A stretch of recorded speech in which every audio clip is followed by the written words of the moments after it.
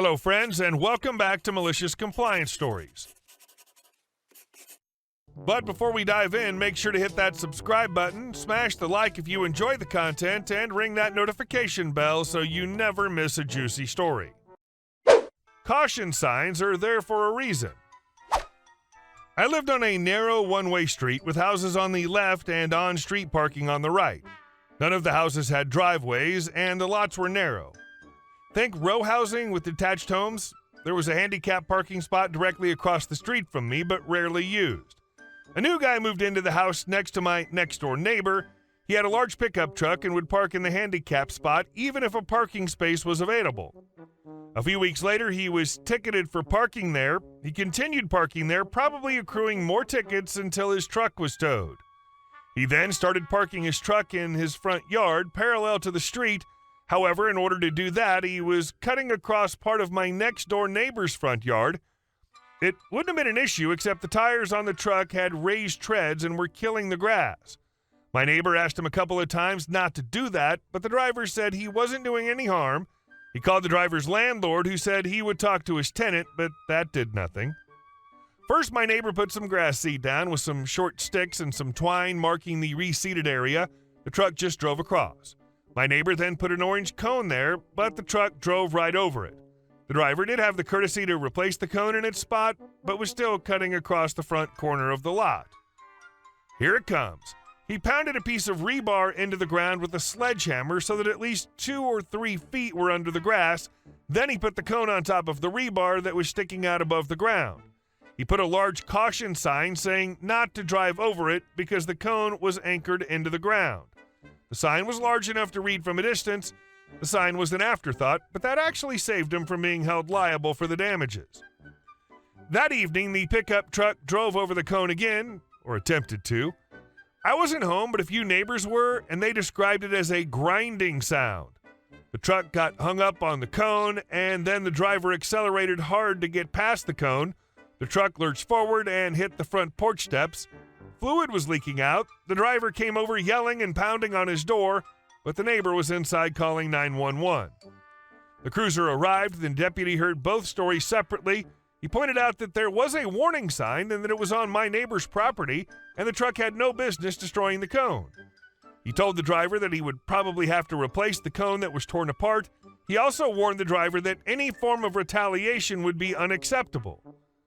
The landlord was called, and when he saw the tire damage to his front lawn, much worse than my neighbor's, and the bashed porch, he told the pickup driver that he had to find another place to live. It took almost 2 months to evict the driver, but it happened eventually. And our second story. We're paying, we know what we want, just do it. A moon and a half ago, I worked in a niche IT sector that mainly dealt with law firms because they're crazy in how they operate. So one day, the non-technical company owner who dealt with these sales asked me to come on a client meeting with her to the law firm that Queen uses. Fancy. This wasn't unusual that I'd be asked to go along to a meeting like this. It cuts out a lot of back and forth and gets to the moment where the customer agrees to pay us a lot quicker. They would range from being the knowledgeable guy in the room that's going to make everyone's life better to the 7 red line sketch. The only thing that made this one significant was that it was the Queen's lawyers. The boss wanted to check I was okay with the pressure of this, and should she ask the technical company owner to go instead?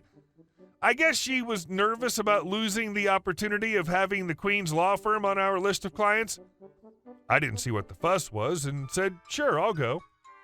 I head into town and meet the boss for the meeting.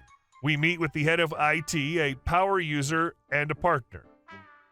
Now, there's 2 things to explain in that. One is that a power user is someone like a secretary. They have a job that isn't IT, who's really quite tech-savvy and knows the systems really well.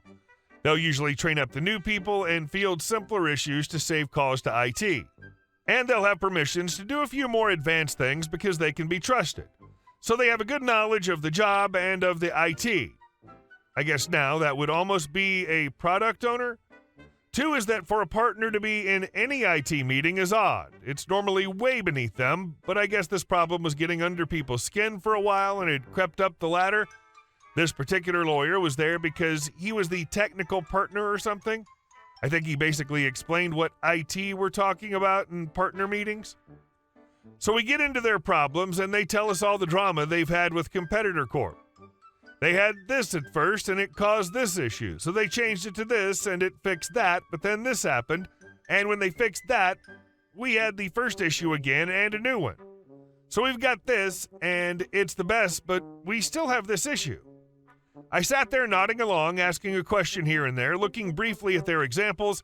I knew what the issues were going to be from the change before they even told me. It was the case of them wanting it all. What ensued next was an hour-long conversation about what they wanted and all the issues I could see with each of their ideas. We talked back and forth, and they got more and more frustrated with me because they couldn't get to a point where I would say, oh yeah, that'll be fine. There was always some compromise. The problems were the ones they couldn't understand the implications of. There's only so far you can push it, though. And they were getting firmer and firmer on, we know what we want. I said, fine, I'll document the requirements and include any issues I see with what they want. There was a bit of resistance to the wasting of time when they wanted this done yesterday, but this is normal, and my boss backed me up that we needed to agree on the work before we began. I'm a developer, so I hate documentation. I've never met one that doesn't, but this document was not that bad to write. It was an 8-page I told you so. When I was done, I gave it to my boss. I got so many, are you sure, and you can back this up questions, but I was sure, so we sent it in and met them again the next day. The mood this time was different. They were a bit shell-shocked. The area we worked in was niche, but my knowledge was super niche. I knew the most absurd things about the system and how it would react. And I put some real doomsday stuff in there, scenarios that if they happened would render a well-used legal document useless and very difficult to recover. The documents that's the most likely to happen on would be the most important ones, so they were appalled by the future they were looking at. Several times they said, we can't have this. After 15 minutes or so of this, they opened the door. What would you do? I laid out what I would do, and there were smiles and nods all around. And I basically told them to drop what they wanted and said they needed from the first time we met them. We left the meeting to smiles and handshakes. My boss gave me a good attaboy for handling the pressure situation so well. I didn't actually feel any more pressure than any other meeting. I knew my stuff, and the computers weren't going to behave any better for them because of their other clients.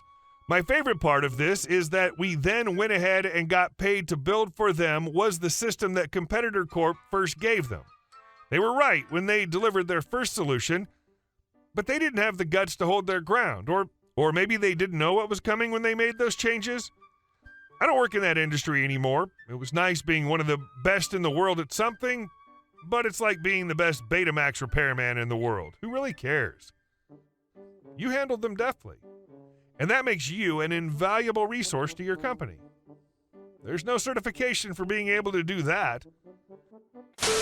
And our last story. We're going to court? Okay. The setting: United States, northern neck of Virginia.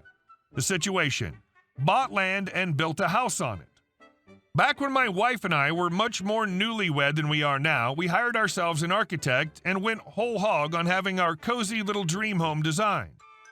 While this was being done, we went shopping around for a parcel of land on which to have it built, which went quickly and easily, and we even got a pretty nice deal on a half-acre lot that was just far enough back in the sticks for us to be happy, but close enough to our jobs that it wasn't much of a commute.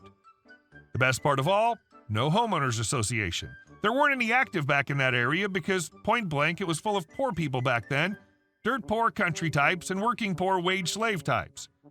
We made very sure with our lawyer that no previous owner had ever had the title amended to allow for any HOA nonsense as well, because that's the thing some real estate developers like to do.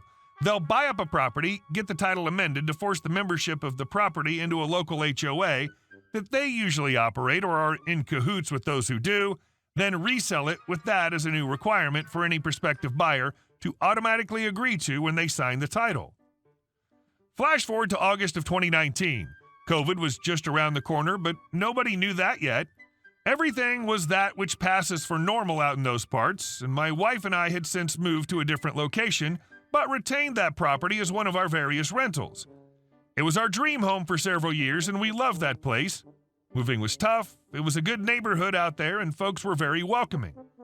Then a company that's totally not named Ryan Homes or anything even slightly similar came in and spent some years buying everything up back there that got the market and pressuring folks into selling, which worked out for them only too well. And of course, they gentrified everything. For 3 years and some change, there was massive amounts of the old being torn down and hauled out and the new being built up and sold. The HOA was built right in because, of course it was. Folks with money enough to throw down on crappily built houses that looked nice from the front moved in one by one and two by two. Property values in the area skyrocketed, property taxes skyrocketed right along with them, and more of the less poor people were forced to sell because they got taxed out of their own homes. My wife and I knew what was coming from the get-go. We knew those dinguses from Totally Not Ryan Homes were going to come sniffing around our way, not to try and buy us out, but see if they could finagle, schmooze, or threaten us into joining the HOA they were installing. It was inevitable. Lots of information is public record. They knew we had money. They knew we were living below our means by 2 orders of magnitude. They knew we clearly meant to be exactly where we were because we sure didn't have to be. They knew they didn't have a snowflake's hope in hell of pricing us out on taxes, so they tried nagging us to death and coming right up to the line on harassment, always to talk to us about joining the HOA. They failed. They got told by one expensive lawyer to find something else to do before we all got super busy helping them find things to worry about, and so they desisted for some years.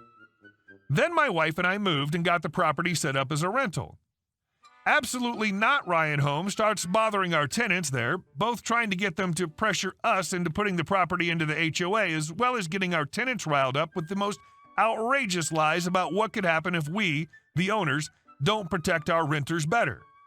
My wife and I were livid after hearing about this crap, so we got a hold of Definitely Not Ryan Homes to let them know that this was our formal request that they stop bothering our tenants and that all further communications would be from our really expensive lawyer. They must have assumed we were bluffing, or maybe whoever was in charge of thinking that day didn't show up for work, because they just kept right on with their nonsense. It got so bad that they were even sending fake but convincing-looking envelopes with eviction notice that, upon being opened, said, "Could be what you find in your mailbox one day without our wondrous HOA," and containing information about the benefits of the HOA. We gathered it all up and got the tenants to talk to our lawyer and got the police involved to get the ball rolling on a harassment investigation. Another formal request to cease and desist was sent to Never Ryan Homes by the very expensive lawyer, which they utterly ignored.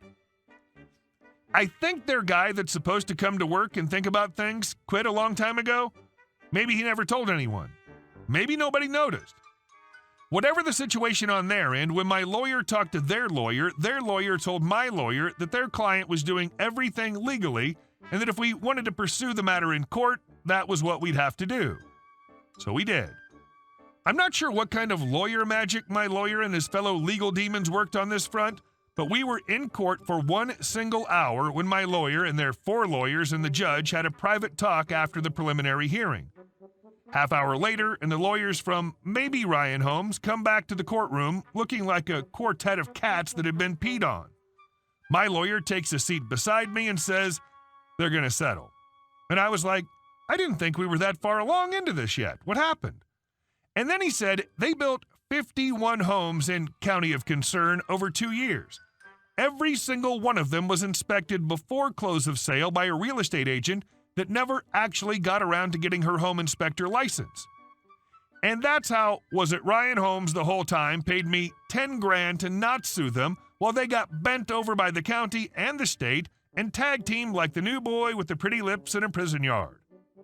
You should have sent a letter to everyone in the HOA telling them it's class action lawsuit time.